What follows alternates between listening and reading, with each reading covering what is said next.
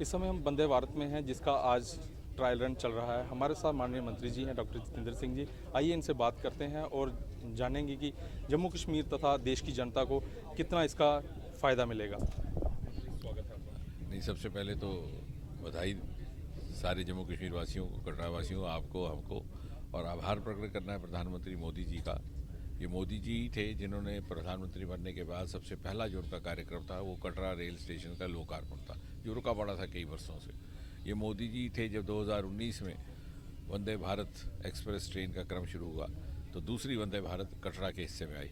ये मोदी जी हैं कि जब दूसरी वंदे भारत देने का अवसर आया तो पहली श्रेणी में कटरा वैष्णो देवी को शामिल किया गया। तो आप समझ सकते हैं कि प्रधानमंत्री जी कितनी प्राथमिकता और कितनी चिंता करते हैं इस क्षेत्र की, पूरी आस्था के साथ, पूरी संवेदनशीलता के साथ। प्रधानमंत्री बनने के बाद उन्होंने कहा था कि जो वो क्षेत्र जिनका तिरस्कार हुआ, पिछली सरकारों ने वो तवज्जो नहीं दी जिसके वो हकदार थे, हमारा दायित्व रहेगा उनको विकास करके विकास की उसी स्तर पर लाना, और उन्होंने करके दिखाया। क्योंकि ये वो क्षेत्र है जो पिछली सरकारों द्वारा निरंतर तिरस्कृत होता रहा वोट बैंक की राजनीति के कारण। सड़कें बेहाल थी, रेल का काम 1972-71 में रेलगाड़ी पहुंची जम्मू, उसके बाद रेल का काम रोक दिया गया। 45 वर्ष के बाद मोदी जी ने इसको पुनः आरंभ किया। आज जहां ये वंदे भारत शुरू हुई है उसके नज़दीक ही रियासी ही ज़िले में दुनिया का सबसे ऊंचा रेल का पुल तामीर हुआ है। अगले बरस हम जाकर के कश्मीर घाटी से जुड़ने वाले हैं। ये काम पहले भी हो सकते थे, लेकिन शायद रिझाने की राजनीति से मजबूर होकर के वो नहीं चाहते थे कि इस क्षेत्र को लाभ पहुंचे। साथ ही साथ एक इकोसिस्टम डेवलप हुआ है। आज एक्सप्रेस कॉरिडोर बन रहा है। जितने समय में आप कटरा और दिल्ली की दूरी रेल से तय करेंगे उतने ही समय में आप सड़क से तय। एक वंदे भारत सुबह चलेगी, एक शाम को। अब आपकी इच्छा है सुबह वाली गाड़ी में बैठना है कि दोपहर वाली बैठना है, या कभी भी उठ के बैठना है तो अपनी गाड़ी उठा के सड़क पर चले जाइए।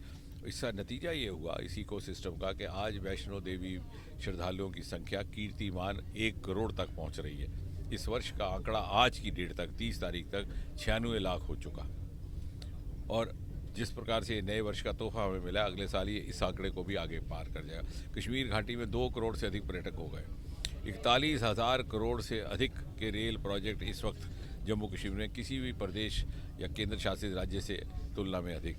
और इस वर्ष भी हमें 6,000 करोड़ से अधिक एलोकेशन रेल प्रोजेक्ट्स के लिए प्राप्त हुई है।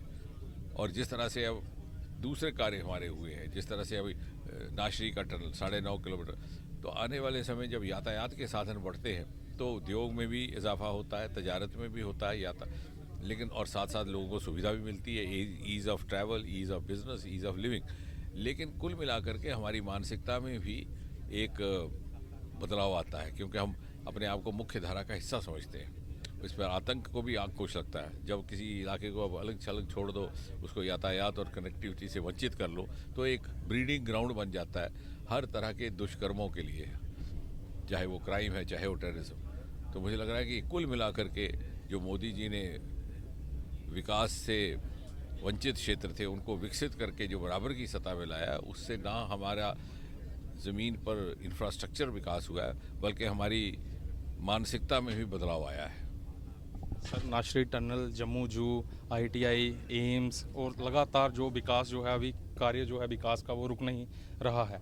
इसके बारे में क्या कहेंगी? जो पुरानी सरकारें थी किस तरह का वो कार्य करती रही हैं और क्यों इस इलाके को जो है वो अनदेखा किया गया? मैं तो ये कहूँगा ये सब इसीलिए संभव हुआ कि हमारे पास सरपरस्ती करने के लिए मोदी जी थे। मैं व्यक्तिगत तौर पर उधमपुर, कठुआ, डोडा के सांसद होने के नाते कहूँ, शायद ये देश की वाहिद एकमात्र लोकसभा कॉन्स्टिट्यूंसी जहां हमें केंद्र की राशि से, केंद्र के सहयोग से 3 मेडिकल कॉलेज में, उधमपुर, कठुआ, डोडा। अगर पिछली सरकार होती तो मुझे यकीन है कभी संभव नहीं था। ये वो कॉन्स्टिट्यूंसी है जहां 3 नेशनल प्रोजेक्ट्स मिले। गंगा की, नमामि गंगा की तर्ज पर देविका का प्रोजेक्ट उधमपुर का, इसी तरह का पहला इंडस्ट्रियल पार्क बायोटेक, देश का 11वां या 12वां उत्तर भारत का पहला। इसी प्रकार का ये चेन्नई नाशरी टनल, और पहला जिसका नाम श्यामा प्रसाद मुखर्जी के नाम पर रखा गया। पिछली सरकार होती तो श्यामा प्रसाद मुखर्जी के नाम से वो कतराते थे।